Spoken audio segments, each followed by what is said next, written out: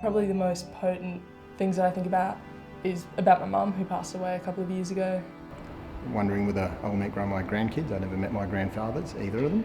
They wanted us to blend in and, make new friends, discouraging us from speaking our language at school. Yeah, there's some weeks where it's just all work and I don't get to see the family much at all. I'm home late. I'm a recovering alcoholic. It was a fabulous excuse to drink because of what I would see.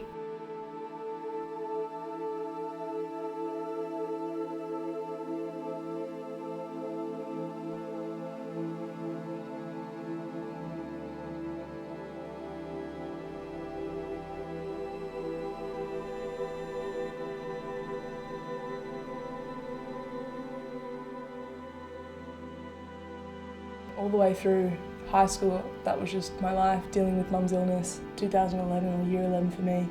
My sister was diagnosed with anorexia nervosa, my dad wasn't living with us, and mum had just had 3/4 of her lung removed. My background is South Sudanese. I was born in Egypt. I've lived in Australia for almost 15 years. Step off the plane and just this wall of heat, just this humidity just hit. And I remember turning around to Dad, I'm like, can we go back? The first option that I wanted to take as a career was going down the Air Force path, and went down there and didn't hit all the requirements that the Air Force required. Working with cancer, you always bring it home. It's not the sort of job that you go home and you don't forget about it. You see it all the time. I look every Saturday at the death notices to see who's one of my patients.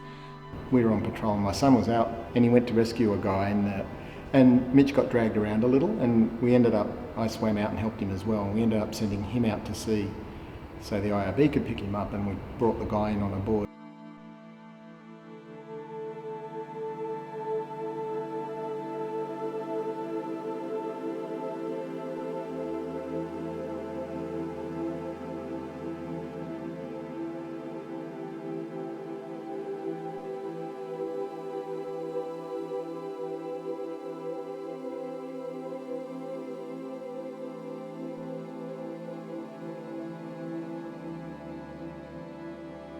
All I can see is myself in my 20s just travelling around, doing random volunteer work all around the world.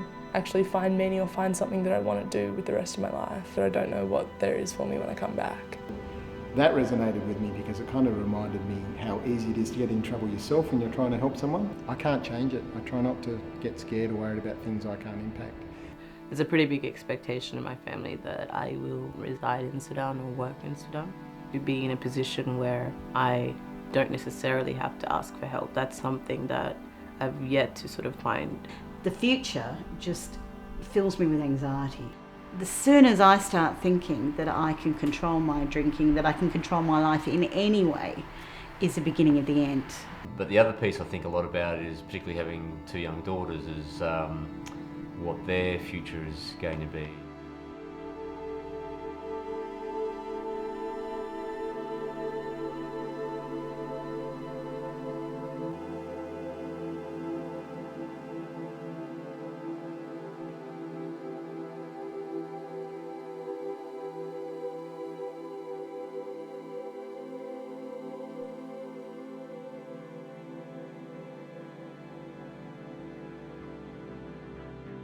It's hard, so I'm very, very hedonistic, just doing everything that I can to be happy in the moment, to take things for granted, say yes to any opportunity that comes up. In those moments when I look for something like comedic, because it sort of reminds you that if you can laugh, that it can't be too bad.